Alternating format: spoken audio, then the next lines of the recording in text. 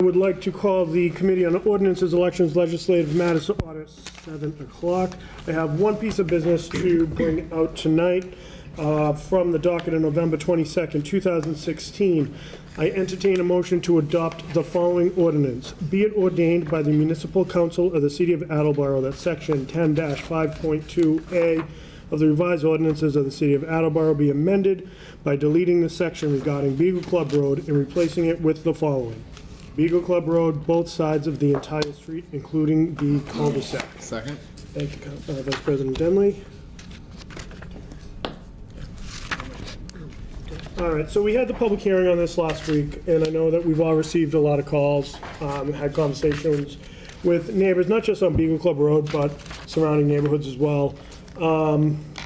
I've had the opportunity to get a copy of the police report. The chief had put together a report talking specifically about Beagle Club Road, some of the calls that have gone on. I just want to take a couple minutes to read a couple things. Year-to-date location overview, year-to-date 2016, APD logged 916 entries into the police database system. 92% of these were self-initiated versus only 8%, which were self-generated, which speaks to the proactive nature of the Attleboro Police, especially given everything that's gone on. Dispatch service calls began to escalate in May, with parking complaints continued heavily throughout the summer before coming close to an abrupt end. There is no N or M in that, at the beginning of November. In June 2016, the police chief assigned a police officer for exclusive enforcement of Beagle Club Road. This enforcement was delivered 7 days a week, Monday through Friday, 4 p.m. to 8 p.m., Saturday and Sunday, 12 to 4. More than 40% of service calls occurred between 4 and 10 p.m., with service being provided almost equally throughout every day of the week of the year. Officers found no violations in 88% of all service calls in 2016. In addition, 32% of all citizen-generated calls were unfounded. Year-to-date, Beagle Club Road has the highest number of service calls. The number 2 location is Capron Park. I think there's a lot that we can pull out of that. I think when we listen to and we hear the no violations in 88% of the calls, I think that talks to a couple different things, but more than likely, by the time the police had the opportunity to get down and respond, the person in violation had already moved on. We had the public hearing here last week. We had several of the neighbors come down, talk about some of the horrors that they've had to endure just from people parking on their lawn, moving boulders in order to park. Some of the crude actions that we heard, some of the, even from the littering, the story with the people with the McDonald's bags throwing it on their lawn.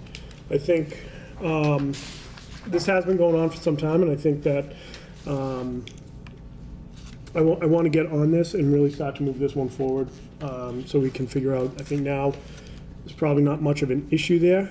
A couple concerns that I do have is, I want to be careful that we're not pushing the problems of Beagle Club Road to other surrounding neighborhoods, which I think that if we're smart and we're creative, we can ensure that happens. I know Mr. Conti likes to say that whatever's done can be undone, and I think that this is a good opportunity to put something into place to see how it works. We heard the neighbors say that this summer was the best summer they had in terms of having the no parking signs, and a lot of these incidences seem to have disappeared. So I want to open it up to the council for comment. I know there was a few questions during the public hearing, but wanted to open up to Council Hegney, Council Denley first, and then the rest of the council to see what thoughts or questions you have, if any, at this point. Yep. I did watch, I was sick, but I did watch the meeting back, and I'm glad to see that a lot of the residents, they came, because I know I have something in the traffic, which I don't support the no parking in a certain area, but a resident as the ward counselor, they wanted me to bring something in. I said, be careful what you wish for, because that means Thanksgiving, Christmas, 4th of July, parties, anything on that area would be no parking, because it pertains to that Locust Valley. But now that Locust Valley, I think, is going to, he put no trespassing signs up. I don't think there'll be sledding in that area anymore. So I know as a counselor in that area, we had some problems with people parking Sure. in a certain area with different degradation on Beagle Club Road with the certain things that were going on there. And then I had residents, after I brought that in, call me and saying, whoa, whoa, whoa, whoa, we also live here. So what I saw a difference there was all the residents were working together. One gentleman, I believe, said they all moved their cars Yeah. from one area to another area. So it wasn't just one, two neighbors. It was basically the whole street and whole neighborhood. And I know I've driven down there Yeah. a few times, so my plates are probably in the log somewhere as a person driving down the street. But I drove down at night during the day to see what was going on. And that was one thing that did stick out to me was the residents all together. Yeah, Whether, I know Wendy Landry had written a letter, was away, she couldn't be here, so Yep. she wrote a letter, so that was another resident. So that spoke volumes, then also questions from the counselors to the administration, the police chief, them saying that they're trying to work with the neighborhood and do everything that they possibly could also. Sure. So I'll support this. At first, I will admit, I did not support the no Yeah. parking. I didn't agree with the no parking, but then after going down there, talking to the residents, because I have residents in Ward 6 that like to walk their dogs, like to use the Attleboro land area. So that was also brought out during the meeting, Right. that they can go to a different access point. And now, as you said, we want to make sure that's not pushed off another area. right. So it took a lot of research going back and forth to see. So I will support this because I do believe there is an issue there. I guess it's right off the highway in Yeah. certain circumstances, and It's like a an minute and a issue half. of people meeting up down there. And one gentleman said people swimming in the reservoir, undressing in front of their homes. So issues like that. Yeah, okay. Thank you. Yeah. Anyone else? Mrs. Parika? Thank you. So I will be supporting this as well, with reservation. I think that, as Councilor Hegney just alluded to, I think we're going to see eruptions in other access points. I think this is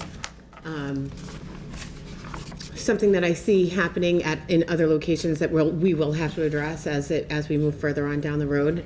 There is definitely, I wouldn't say, I think half the neighborhood is in support of this, half is not in support of it, but at the same token, they're kind of like, you know what? This has been a situation that we've been trying to work on and trying to manage for more than just 2 years, Sure. like for a very long time. And as you said, you know, what can be done can be undone, and if we find that that is also necessary to do that. And I'm trying very hard to keep a delineation between the passive recreation concerns and managing the Right. troublesome behavior Yep. that takes place down there. So, like I said, you know, I had conversations with other individuals in that neighborhood. I mean, Mr. Cooper and I had been working on this for a while, and I think we started off on one path, or we were put on one path Yep. by the residents, and over time, for one reason or another, it changed direction and path. And so, if this is what they want, then you know, the rest of the community, I mean, there was I did get a few phone calls from fishermen and different things like that were very, like, you know, Heather, I really feel like this is allowing them, and I spoke to allowing them to have exclusive rights. And I did speak to one of the neighbors when he was in front of us, and I said, well, I tried to get him to kind of elaborate. I know that he had a mission in front of us, but I was trying to get him to kind of elaborate on the fact that, you know, they're making sacrifices as well, Right. to provide for a more harmonious environment in that neighborhood. You know, that they are making sacrifices that if they have to, you know, if their kids want to play basketball in their driveway, where are they going to put their car now? You know, so they all have to, I hope also, I mean, there was a bit of a fracturing of that neighborhood. I hope this is a first step in maybe resolving those concerns and bringing them together again as a neighborhood. I think it's a good point, and when we talk about the, what the sacrifices the neighborhood's making, I mean, they're saying, we're not even gonna park our own cars, we're not gonna have our own guests parking on that, on the street, and I think that speaks volumes to really what's been going on But I don't look at this as one way or another. If this goes up, it goes down, then it's done. I think it's something that we need to continue to monitor. It's something that we need to continue to look for other options. And I think you're right, Mrs. Parika, this is a succinct separation between the passive recreation and just being able to park in the street at this point. So I think that this is going to be an ongoing discussion and point of interest. Council Hall. I think what this reminds me of is, sort of putting up signs. We have red lights, we have stop signs. These are ways to change people's behaviors. That's really what these things do. Okay, where I could have gone through, now I have to stop. And so I think, and something was alluded to here in the council about, sort of a temporary, let's just, give it a shot, let's watch and see what happens, see if the behavior changes. I mean, I think it's a great idea, to be able to monitor this for a period of time to see if this behavior changes. Because once people start realizing they can't park there anymore, it might happen. So that's the first thing. I think that's going to help a great deal. But you may not have to keep it there permanently because, again, you're starting a precedent of this kind of thing. People have all kinds of difficulties in their neighborhoods, and this is just one of those difficulties. Granted, it's a very serious difficulty, but it's just one of those difficulties.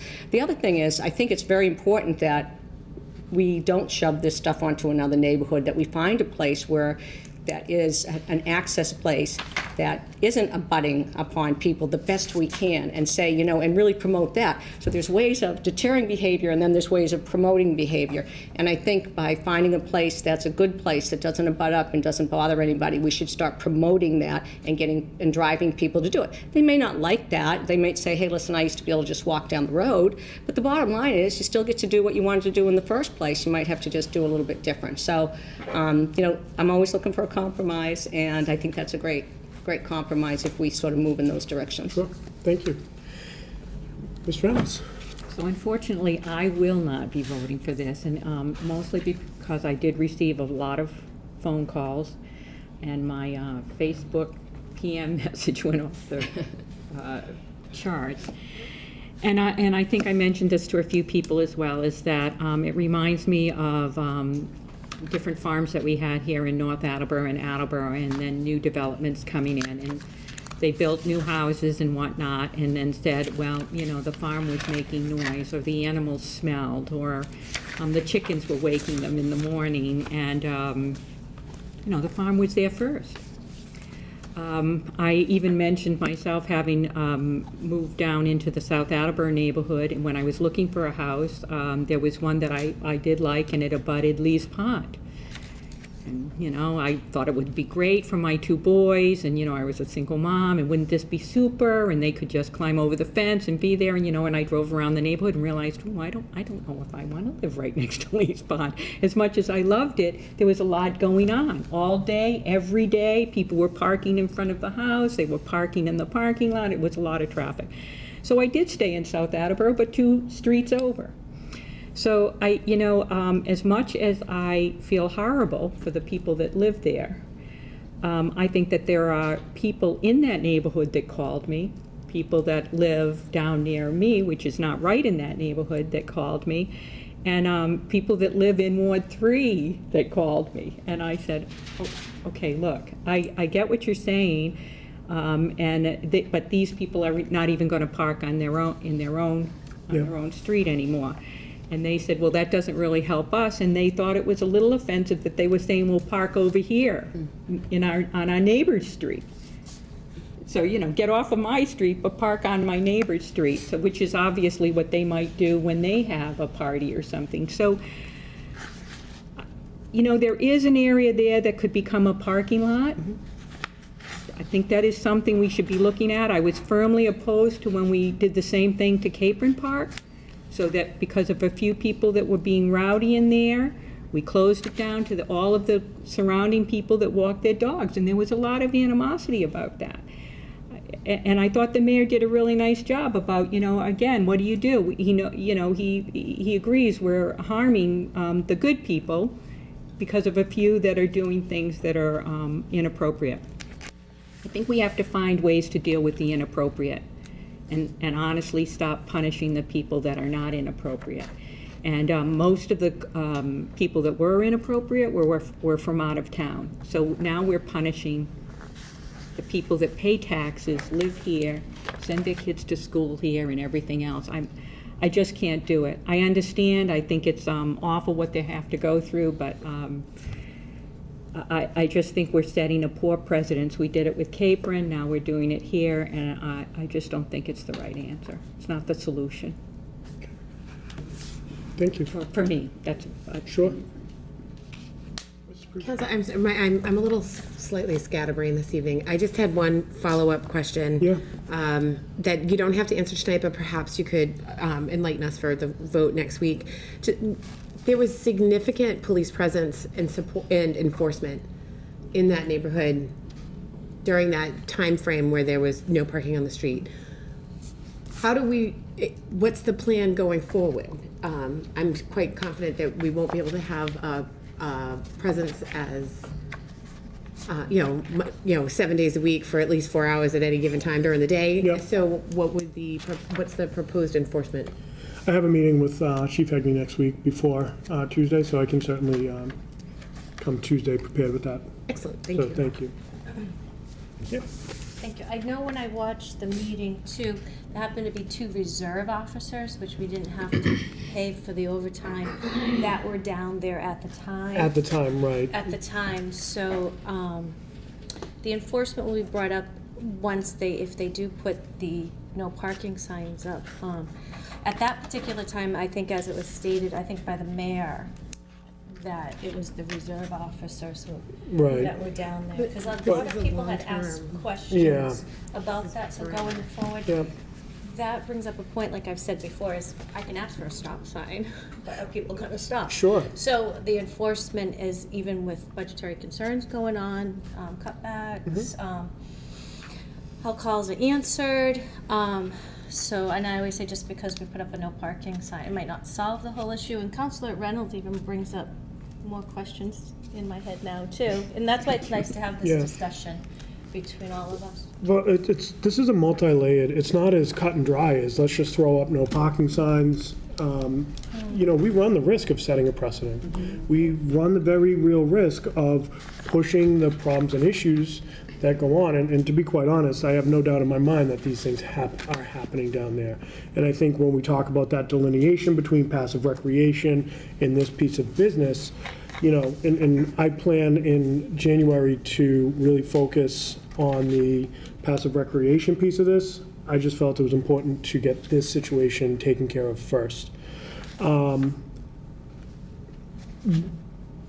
I've heard from so many people that use Manchester Reservoir. We don't want to take that away. We don't want the few bad ones to ruin it for the good ones. The people who walk their dogs, who ride their bikes, who go for family walks and hikes down there.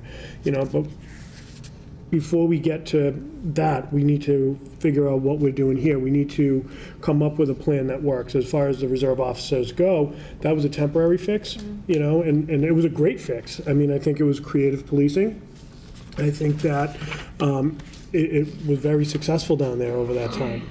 But we need to Councilor Hegney's point, find out what's the long-term solution. We can have all the best ordinances on the books in the world, but if we can't enforce them, then it's nothing more than feel-good legislation. Councilor Blair, then Councilor Jackson. Okay, go ahead. Okay, thank you, Councilor Jackson. Thank you very much.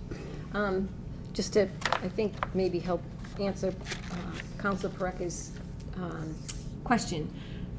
I gotta guess that because that neighborhood is so active and so involved with their own street and what's going on, and they've got such camaraderie amongst them, that they're gonna continually call the police and say, you know what, I got a car parked down here, so going the wrong way, or it's parking where it's not supposed to be parking.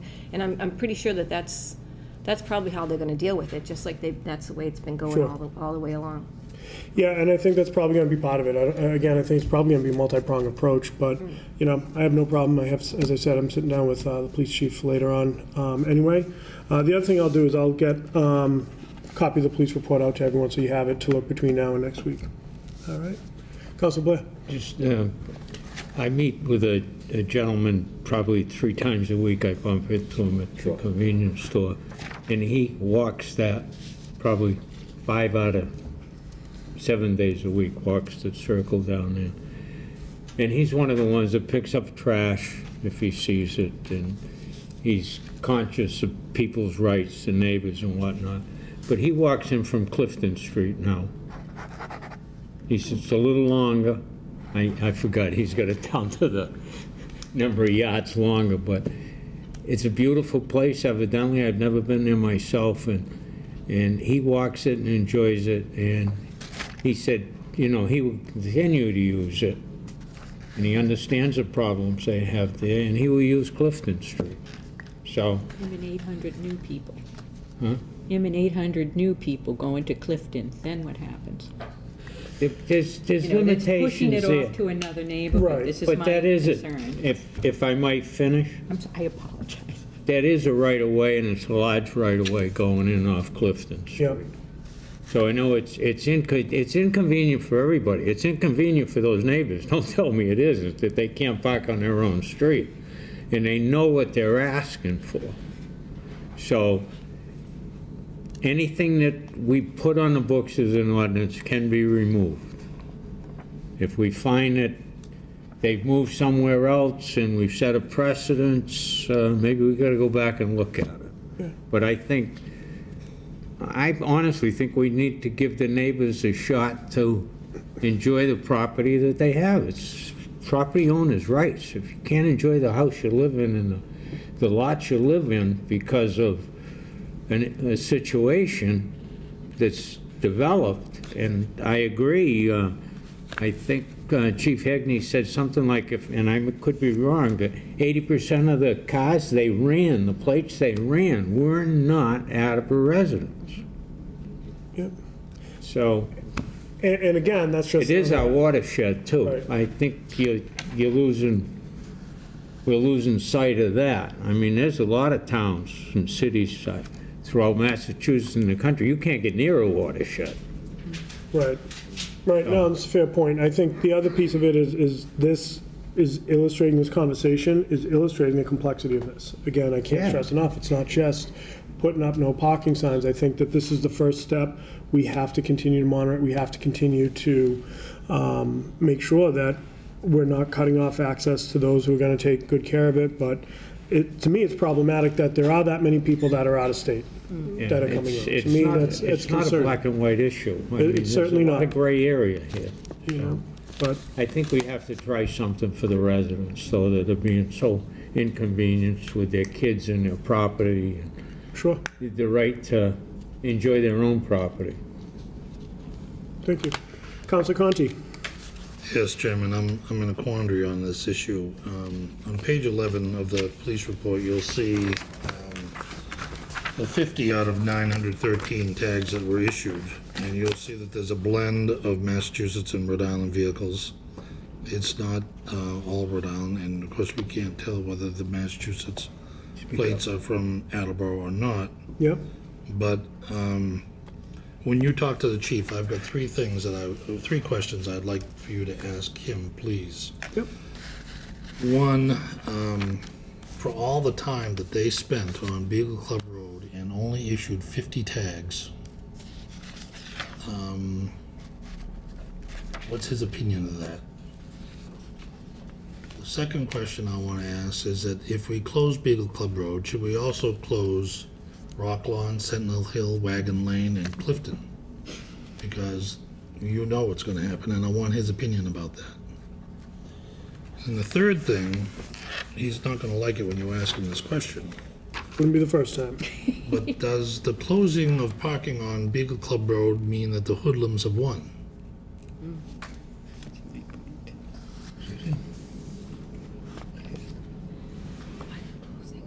So you see, and I see some similarities to Harvard Street.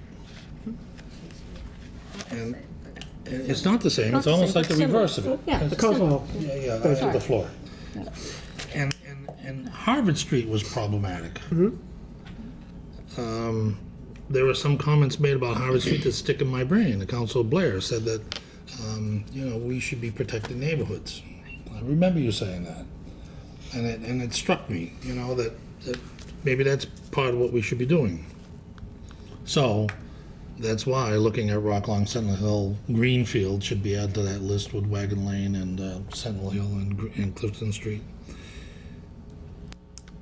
because the neighbors of Beagle Club Road are not happy about this. So, and then the last thing, you and I have already talked, that I think there should be sunset on this measure, and if it's not on there when it comes into the full council, I'll be making a motion to amend. Sure. To add sunset legislation on the measure, because I don't like the precedent that this starts. And,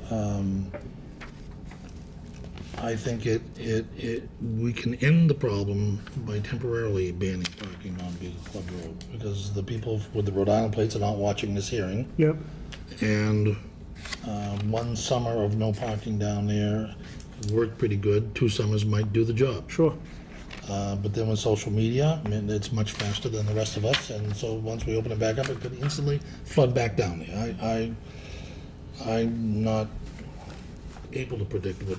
There's no easy answer on this one. Right. And I can't That's stress why that I'm in one a enough. quandary on this So- one. I'm not for it, I'm not against it, but people are telling me that, this is not right. Yeah. And the first call I got was 2 years ago.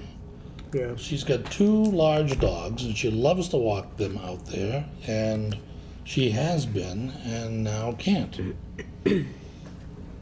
Well, it's funny, before I call on Council Hall, President Cook and I have talked about this. This first came in front of the council back in 1960, and then So- again in 78 and 79. I first addressed it when I was sitting on the Open Space and Recreation Plan Review Board 6 years ago. Yep. Bob Mangiarotti, Jim, I forget Jim's last name, Miss Menden, myself, and Sonny Almeida met with the then water superintendent, and she says, I'm dead set against having anybody near my water. And I think that was Council Blair's point earlier about Right, the watershed. And that put an end to thinking about Manchester Reservoir as an open space and recreation opportunity. Council Delicio, this is a tough one. Yep. And I don't want to see you rush it through the council until we get those answers from the chief and we have some time to think about it. And that concludes my comments. Thank you. Council Hall. No, and I just want to say, I'm glad that Mr. Conchi brought up the Harper Street. It was sitting on my head, and I just was saying, I'm not going to bring it out. And I appreciate that, because I think a lot of the same discussions that we had, and a lot of the things that those, even though it was a different situation, Yep. a lot of the same concerns were expressed by those neighbors about their quality of life and all these other things. So, I just would caution drawing. I think that's more apples and grapefruits than apples and oranges in this situation. Right. We're talking about a street that leads to a high school versus. I get that, You know. but again, the reasons that people were saying that it was concerned to them are some of the similar reasons, okay? It was talking about their quality of life and those kinds of things. So, no matter what the situation is, I think people in different neighborhoods are going to have those kinds of issues where they Right. feel that their quality of life is going to be, disrupted for whatever reasons. And I agree 100%. We have to be very, very careful about how we go through this. And Sure. I like the idea of a sundown. It's just me. Good. Yeah. All right. Any other questions, thoughts, comments, concerns? All right. Well, seeing none. All those in favor? Aye. Opposed? Aye. Okay. Motion passes 2-1. I would entertain a motion to adjourn. Second. All those in favor? Aye. We are adjourned at 7:28. Thank you very much. Public Works Committee is canceled this evening. Public Safety Emergency Management is canceled Okay, this I'm up. evening. And Personnel and Human Services is Okay, I'm up canceled. next, so we're going to start the meeting on Committee on Zoning and Land Use at 7:28. Adjourn the meeting. Okay, and we have myself and Councilor Jackson, so it's 2 of us, and, okay, President Be a Cook. third. So for my first motion, I have a motion from the docket of December 20th, 2016. I entertain a motion to approve the mayor's request to accept the conservation restriction offered by the Attleboro Land Trust for property located off of Oak Hill Avenue and to place it under the stewardship of the Conservation Commission. The purpose of the conservation restriction will ensure that the 17.93 plus or minus acres of land will be forever retained predominantly in its natural and open condition. Second. Second, thank you. Okay, I went in and actually read through some of the background material on this, and one of the things that struck me in particular is the designation that this land is called, what's called a Biomap 2 core habitat. And I said, well, what the heck is that? So I went through and looked that up, and I just want to read a little bit from two things.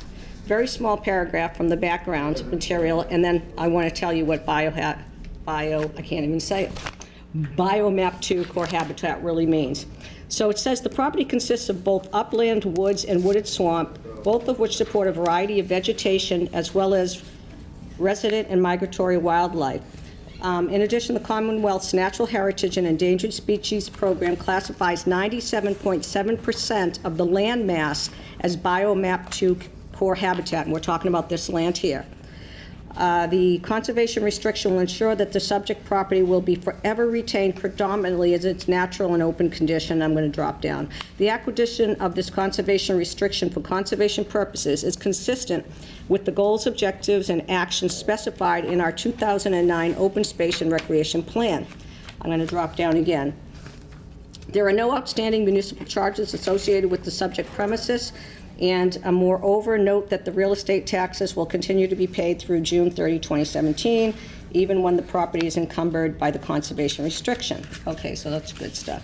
So now I'm going to drop over and tell you what Biomap 2 is. And I need my glasses because this is smaller.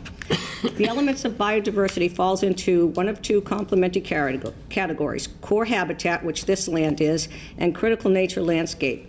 Core habitat identifies key areas to ensure the long-term persistence of species of conservation concerns, exemplary natural communities, and intact ecosystems across the Commonwealth. Critical nature landscape, which this is not, so I'm not going to read that. Biomap 2, core habitat, and critical nature do overlap. Together, core habitat and critical nature landscape identify 2.1 million acres that are key to the protection of our state's biodiversity. The two elements of the Biomap 2 protection strategy have a varied interplay across the Commonwealth. Okay, and that we're taking the lead in identifying locations that warrant protection for specific elements of biodiversity or for the protection of larger ecological functions. And then it lists vernal pools, wetland core, certain species, and I think that this particular land has multiples of those. And then I also then dropped down and I noticed that every city and town that has this land has a whole pamphlet on what their particular biodiversity specialty is. And guess what? Attleboro does have one, and it's called Biomap 2, Conserving the Biodiversity of Massachusetts in a Changing World. If any of you would like some light reading, that's what it looks like. I'll be happy to leave it for whoever wants to do that. So that ends my comments. So I'll open the floor to anybody else. More than you want to know, right? Okay. So if there are no comments, seeing there are no firm comments, all in favor? Aye. Okay. So that's 3, and the motion passes. That concludes the business of the Zoning and Land Use Committee. I'd like to make a motion to adjourn the meeting at 7:33. Second. Thank you. And can we vote on that to adjourn the meeting? All in favor? Aye. Thank you. And so that motion passes. The meeting of the Zoning and Land Use Committee is adjourned. Thank you so much.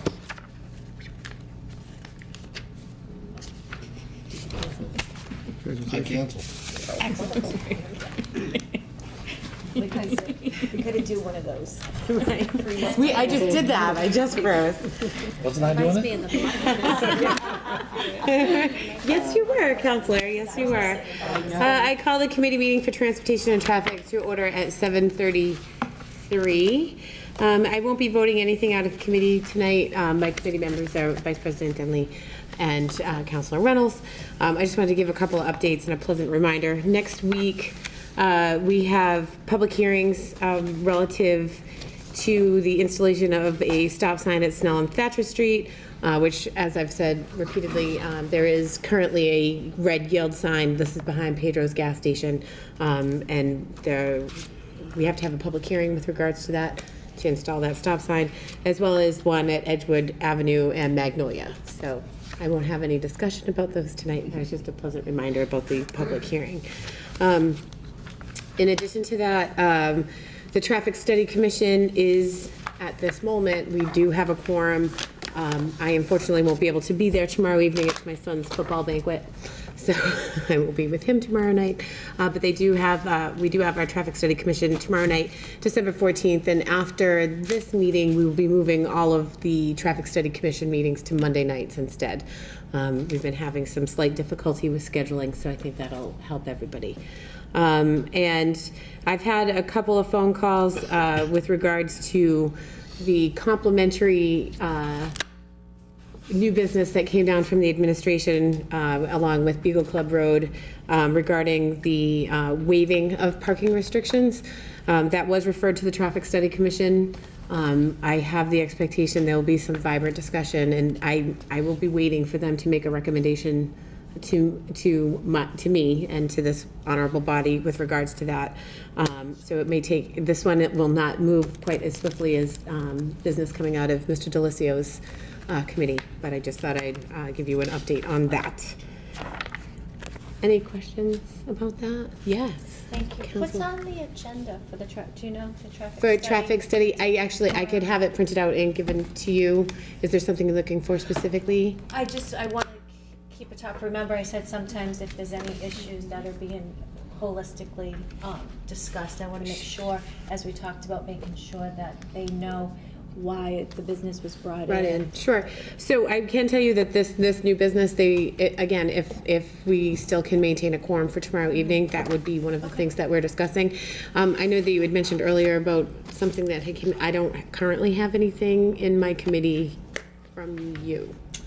I wonder Right if now. Walter struck it, because I know I had brought If something. it was- wasn't something I supported, but as the Was it the counselor- Locust, Marley's? Yeah. That was, they They did did strike, strike, yes, okay, that good. was struck Okay, that's quite some time ago, before I took, it was up to Walter, so that's, I've Okay. been trying to make sure I'm moving things out of here. But I'm happy to forward the docket to you, no problem. Any other questions or concerns? Okay, I will call for an adjournment at 7:36. Second. All those in favor? Aye. Motion passes, and we are adjourned. Thank you. So I call the Committee on Licenses to order at 7:37. I have 3 quick motions tonight. From the docket of December 20th, 2016. I entertain a motion to approve the 2017 Hawkers and Peddlers license application from Renee Lamb, Pickled Billy's, at 62 Sycamore Avenue, Attleboro, Massachusetts, to sell food, novelties, and beverages from 9 a.m. to 7 p.m. Second? Thank you, Mrs. Parika. When this came in, we weren't sure if it was a new or renewal license. It was a renewal license. We do not need a public hearing, so it can pass through. And if you haven't been there, they make really good food. Put a hot dog in a pickle. It's crazy. All right. Any questions or comments? Mrs. Parika. Thank you. I remember that Renee came a long time ago when she was first getting her business off the ground, and they've really just done a spectacular job. They stick close to Attleboro. They do Whitehawks football practice during the summertime. They're at Attleboro Farmers Market on Saturdays. Like, I can't even start my Saturday without one of their English muffins. It's fantastic. And I'm more than happy to support their renewal application. Thank you. Yes. Mr. Conklin. That address is a residential address, so this is a home-based business? It's a food truck. So it's a food truck, so that's where she lives. Yes. Didn't know we had food trucks. Yes. Wonderful. Miss Hall. I actually had a function over at my condominium community, and they came in and catered there, brought the truck and Nice. pulled right up and, resolved a lot of my cooking issues. Nobody would have wanted me to cook anyway, so I'm glad that they were able to roll on by.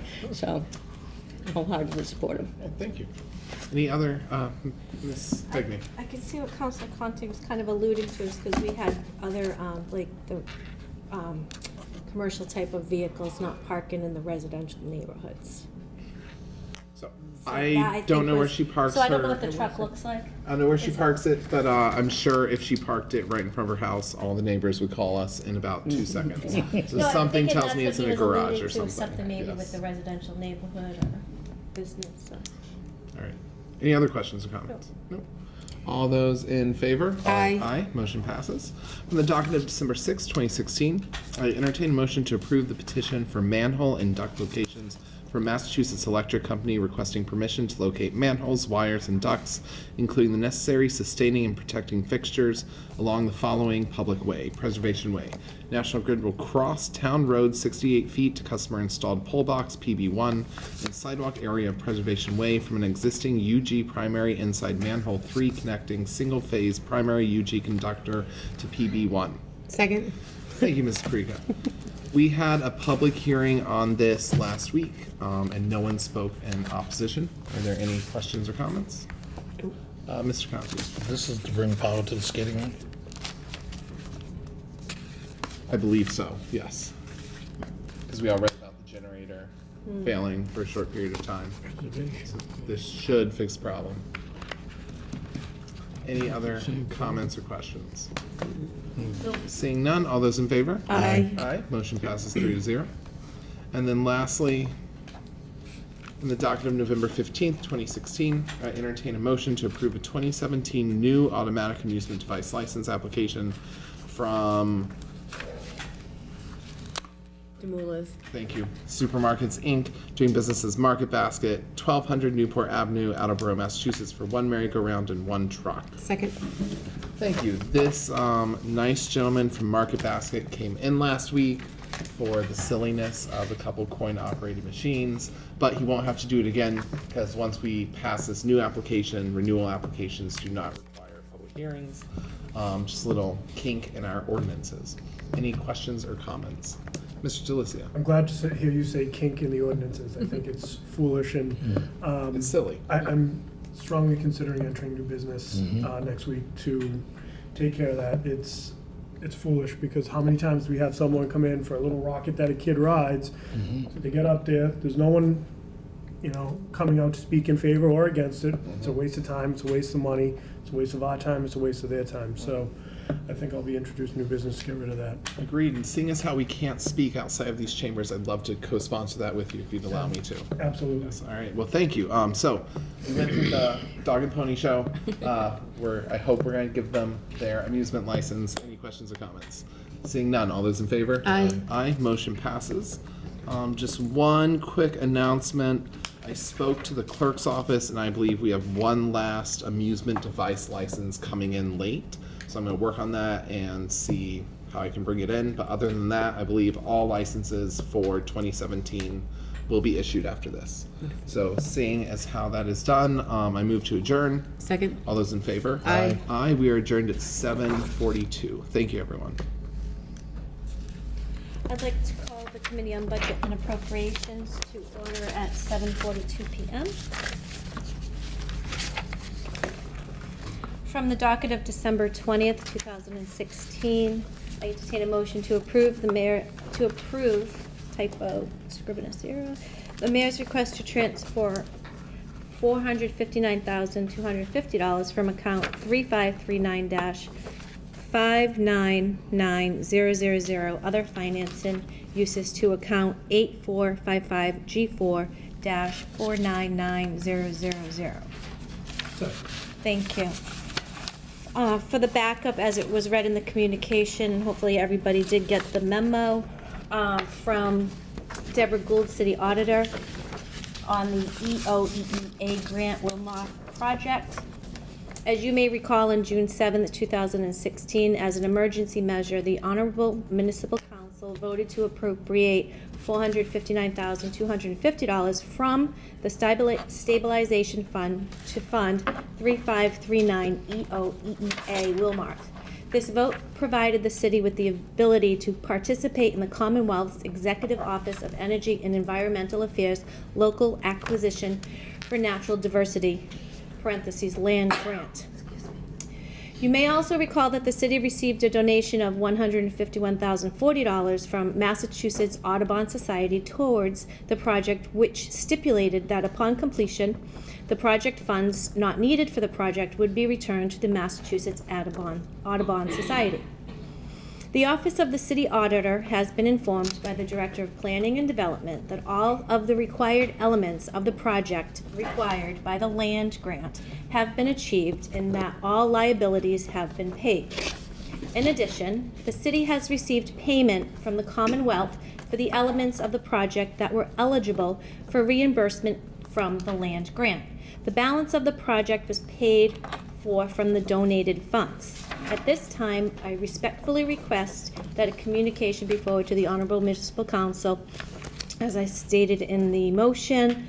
Additionally, for your information, the amount that will be refunded to the Massachusetts Audubon Society, as this is the amount not needed for the project cost, is $5,671.68. So, and I did double check, because in the motion, it says from account other finances to account 84. That's a stabilization fund, just in case if anyone had that question. So, any other comments? All in favor? Aye. Aye, thank you. Motion, all opposed? All in favor? Aye, motion passes. I entertain a motion to approve the mayor's request to establish a Civil War Monument Donation Fund to accept and account for donations made by individuals or organizations in support of this project, and to authorize the veterans agent, with the approval of the mayor, to expend donations in a manner consistent with the fundraising campaign to restore the monument, with funds after the restoration to be utilized towards the maintenance of the monument. Second. Self-explanatory. For any donations to be accepted, we do have to create an account to accept those. Would be nice. As we know, even our, I always say our council mascot, Paul, is part of reenactment out there, so I'm sure he'll be involved in this too. So any other comments? Would be nice to see. All in favor? Aye. Aye, thank you. Motion passes. And for the last part, I know, President Cook, you had mentioned there was some business in there of yours that you might want to discuss, or for Yeah. another time? Wait, I want to discuss it with you Oh, first. okay, and then we'll discuss that another time. Aye. I'll make a motion to adjourn. Second. All in favor? Aye. We are adjourned at 7:46 PM. Okay, I would like to call to order the Committee on City Property and Claims at 7:46. I only have one motion, and it's from the docket of December 20th, 2016. I entertain a motion to approve the mayor's request to declare the following Park and Forestry Department item as surplus for trade-in value and available for disposition. It's a 1999 Ford F-450. The VIN number is 1FDX F47F6X EA26559, and the condition is poor junk. Second? Any comments, questions, concerns? Okay, thank you very much, and that is really all I have. There's a vote on that? So- You need a vote. You need a vote on Give me it. I know that. Okay. I just didn't get there yet. Everybody does this to me. All those in favor? Aye. Thank you. Anyone opposed? Motion passes. And I would like to call to order a motion to adjourn at 7:47. Second. Thank you. All in favor? Aye. That's a wrap. Anybody opposed? No. Thank you. You are adjourned. If that's a wrap, I'd like to make one announcement, if I may, before we get up. I received a letter today from the Attleboro Land Trust in regards to their regulation on their property, which consists of 428 acres throughout the city of Attleboro. And their land is posted at all the entrances to all of our properties that list our rules for visitors. Among those rules are the following: no hunting, shooting, or trapping. This was a question asked Sunday from some of those in attendance, and at that particular time, nobody here seemed to have an answer. I'm waiting for conservation, Has the and land trust had any hunting incidences on their 420 acres? all I've got is the letter from Charlie Adler. And I just follow up and ask them if they've had any hunters. All right, and also we have the Mass Audubon Me neither. for this, in the City of Attleboro Conservation Department, and I'm waiting for something from them stating their particular rules, so we can at least get those questions answered in a hurry. Can I just follow up with you? I did have a meeting for other purposes with the, Peter, point of order, if we're going to be in a discussion that you should actually, No, right, that's I okay. just Clay, made- you I know, just wanted to make I an know, but announcement. but just going forward, I would definitely call for a meeting. Yeah. It's going to be one of those issues that's going to be, I think, very controversial. And we're going to make sure that we have minutes and all this stuff, so. That discussion, I would, Sunday, I did say any information, Frank, I would try to get out to him to clarify anything. I know, it sounded like, it sounded like